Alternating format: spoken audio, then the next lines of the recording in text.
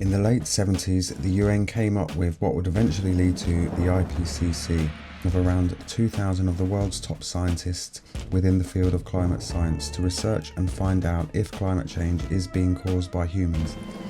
Around 500 refused to give their verdict. Around 900 said yes, and around 600 said no. Science isn't a democracy, but they basically ignored all the scientists that said no and only reported the scientists that said yes, and came up with the 97% of scientists agree theory, caused and created by Naomi Oreskes in 2004, who performed a survey of 928 peer-reviewed climate papers published between 1993 and 2003 under the IPCC. With some interesting sponsors, she claims to have found that none rejected the human cause of global warming. What happened during the 1970s to 2000 was not only the creation of a new financial economy, jobs, stocks, futures, but it also created a divide of all the scientists into those that say humans do cause it, and still to this day those that don't are called climate deniers, who get belittled, ignored, and some losing or not getting funding just for their views by the mainstream media and the science world. There has never been a world forum or public debate for which everyone can be involved and contribute, scrutinise and plan from. It's all coming from what the IPCC said, and there's many wrong data, lots of hidden data. So I'd like to explore a number of things such as weather modification, climate change, from whether it's the humans that are causing it or it's a natural process on the Earth's climate, and a number of studies around the IPCC and the UN, also how big major corporations are involved in a number of things such as the carbon trading futures that I've mentioned in a number of videos before. EPA document supports about 3% of atmospheric carbon dioxide. New paper finds only about EPA document supports only about 3.75% of atmospheric carbon dioxide. Whilst weather modification is a touchy subject, but also can be done as shown by the Chinese in the last decade, and they're even bragging about it now, it's not old, as simple as made out, or some global plot to control the entire weather. It's another case of people rejecting the most popular and accepted theory of science, then just watching easily consumed documentary of another person's scientific version without then going and doing their full research and understanding the science behind it all. Erroneously only accepting the most evil, sinister plot as their official model as they go forth. This is the case in most controversial subjects. Notice the white streaks in the sky. They're clouds of water vapor that form when warm exhausts of a plane's engine encounters the cold temperatures of the upper atmosphere, and on every plane there will be pollutants within this spray, as you would get from most car exhausts. Some call these chemtrails and believe the army or government is spraying chemicals over their population. They say this is to control the weather and poison the people. I mean, you'll see a plane up there flying like normal, and then all of a sudden it starts spraying. Practice called geoengineering. Question is, there needs to be a huge amount of chemicals stored on a plane in order to do this. There are many examples of this from the army and airplane testing, as you can see here, but around 93% of all flights are commercial, and there would be no room capacity or space to store such chemicals on any of these flights. And when I personally lock up and observe planes, I can usually make out which company they are with my camera. At the same time, they will be spraying these so-called chemtrails over the sky. So now we're left with the 7% of all flights across the world. 6% are cargo flights. You can imagine every square inch is accounted for and financially taken in some way. So 1% is the army, scientists, or the claim that it's a chemtrail plane, which can be seen flying over cities, circles, patterns and lines just by looking up, or some online flight patterns which are freely available online. To To say that all airplanes, commercial, cargo, private or army, are all purposely spraying chemicals on the people below as some part of a government, UN or corporate plan to poison everyone, or is in some way controlling the entire Earth's weather system, has always been far-fetched and not much evidence to back any of it up for me. But whilst the evidence is there for government and private programs dedicated to weather manipulation, and the Chinese have perfected large areas for manipulation, which means the US, UK and a number of other developed countries would have too, there would be no reason to control all the weather patterns everywhere forever. Such a high price involved without much gains coming back. Plus, the majority of the weather patterns observed across the world are no different from when weather patterns were first observed, and from hundreds if not thousands of years in human recollection. And if they already have, then why does China have desertified areas and lush green areas? Why do they still have harsh monsoon seasons and hot humid summers? Again, that's not to say the Chinese don't control entire weather patterns for certain events such as the Beijing Summer Olympics in 2002, which was the first ever public announcement and evidence for such technology in use. But the 99 times out of 100, the plane you are looking up at in the sky will be emitting contrails with chemicals in them from the jet fuel. Also, why are they usually only seen in colder climates and early on or late in the day?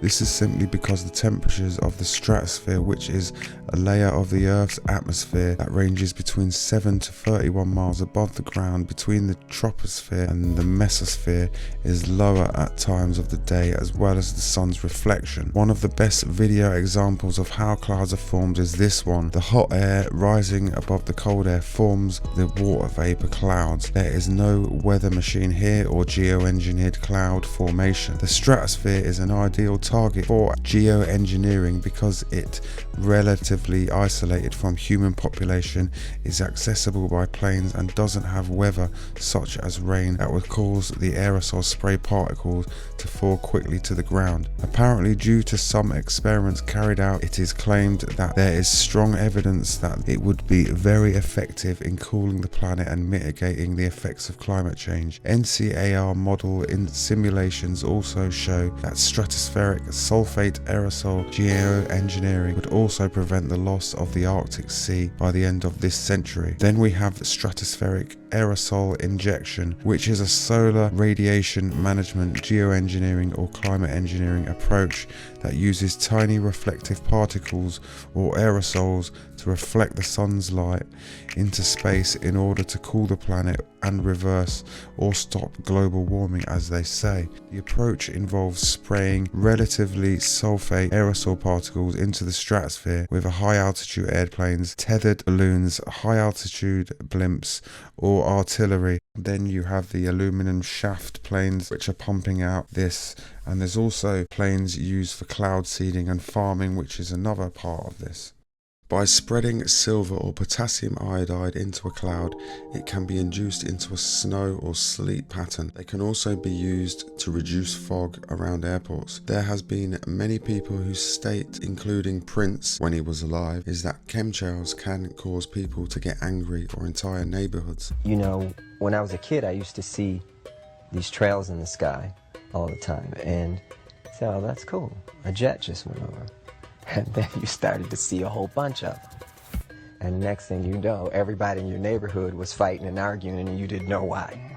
Okay, and you really didn't know why. I mean, everybody was fighting. Again, this is another far-fetched, pointless and misunderstood theory where people have misinterpreted and rejected science, but then want to use science to explain their nefarious theory. People like myself get tarred all the time with "you're shilling for science," when in fact I'm shilling for the truth using science, which is a massive big difference, and people should learn the difference between this. The collapse of the official climate science, which is happening right now and which is easily debunked, has now gone and will be carefully ignored and avoided by the mainstream media and the mainstream science. Someone just needs to point out the failures of the official science on a global scale and it will all collapse. But I'm sure this is going to be a hard task. At no point has there ever been any predicted or future models currently available. The actual records have always come in lower than the official scary numbers, so they can't predict the future or get the past correct. This is one of the major flaws in the official model. Of the 0.0 0.04% CO2 in the atmosphere, 400 parts per million. Humans produce 3 to 5% of that, 12 parts per million. The UK produces 2% of that, 0.24 parts per million. So that makes water vapor is the main cause of greenhouse effect due to the warming in the ocean slightly, which has been caused by human activity over the last 500 years. So the climate is controlled by the sun's radiative output, and changes in Earth's orbital geometry is the fundamental cause of the succession of ice ages, which usually goes through a 10 to 11 year cycle, which coincide with the grand solar minimum, and which in turn influence the latitudinal and seasonal variation of solar energy received by the Earth, affecting the rising and falling jet streams, which affects heat differences in the northern hemisphere and solar irradiance, making water vapor the most dominant greenhouse gas caused by human activity over the last 500 years. It's also the dominant feedback in our climate system and amplifies any warming caused by changes in atmospheric CO2 and carbon dioxide flux, which always follows global temperatures and has always been Earth's way of expelling excess CO2 and water vapor, but the majority of it remains locked in the seafloor sediment. CO2 rises, surface temperatures eventually fall. We as humans have contributed to the amplification of the atmospheric CO2 by warming up the temperature of the ocean as a whole, which in turn is pushing the jet stream movement upwards, which warms the northern hemisphere up and disturbs the solar irradiance patterns, trapping more heat in and cooling Antarctica slower than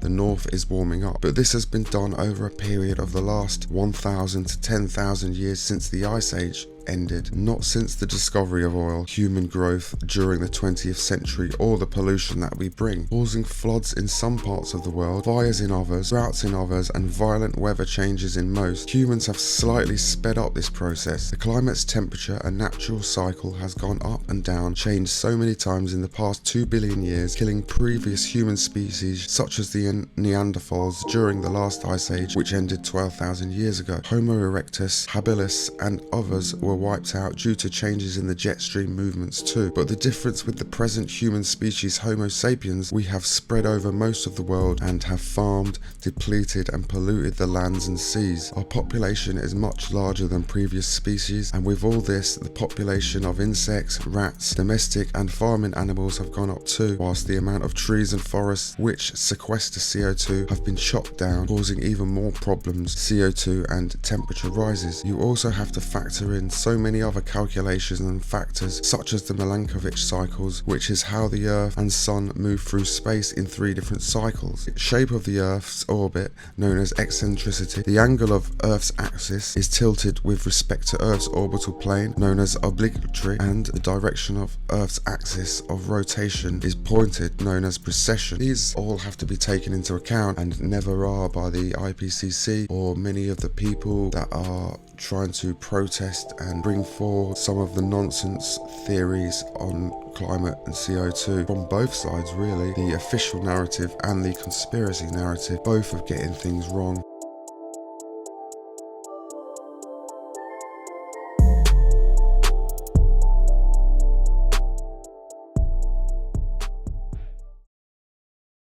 So is this grand solar minimum coming? But the question is, what does that mean? What is the grand solar minimum and what effect will it have on global temperatures? Solar irradiance follows 3 basic patterns. The longest has a gradual increase in solar luminescence as more of the sun's hydrogen fuel is fused into helium, but the effect of this is only felt over hundreds of millions of years. The shortest change is the 10 to 11 year cycle caused by changes in the sun's magnetic field. During the peaks we get sunspots and flares, and the sun gives off radiation, and finally the irregular periods of time when several of these peaks are less active in succession, which is known as the grand solar minimum, not because it's grand, but because you have to differentiate from each of the 10 to 11 year cycles that these ups and downs of the peak solar activity happen for different amounts of time at different amounts of intensity. Solar activity has been dropping for the last 2 cycles, which has led to some scientists see changes in the sun's magnetic field and thus believe a grand solar minimum and ice age is coming, which has been regurgitated throughout the internet as if we're going into some massive ice age. So how will the next grand solar minimum be? Truth is, no one really knows, but they look at previous and make predictions from these previous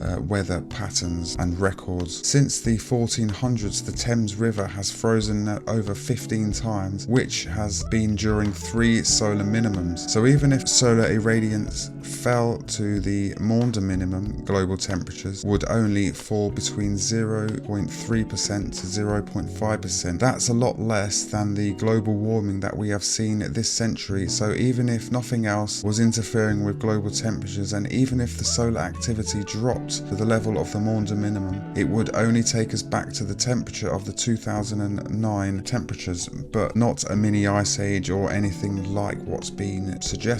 Plus, the greenhouse effect expected with rising populations around the world will cancel out any temperature drops, and the last 2 cycles have shown temperature rises but solar irradiance drops because of a 20 to 25% increase in CO2 during that period as well. A 2-degree rise over the next few decades due to CO2 concentration will double from pre-industrial levels, and in turn affecting the reduction in ultraviolet radiation, resulting in less ozone being produced in the upper atmosphere, which will and has affected the northern and southern hemisphere oscillation weather patterns, causing many drastic weathers across Europe, across Canada, across Australia, across Africa, across Russia. Many parts of the world have seen patterns that they don't usually see, such as Texas in January suffered snow, and places like Russia had a heat wave.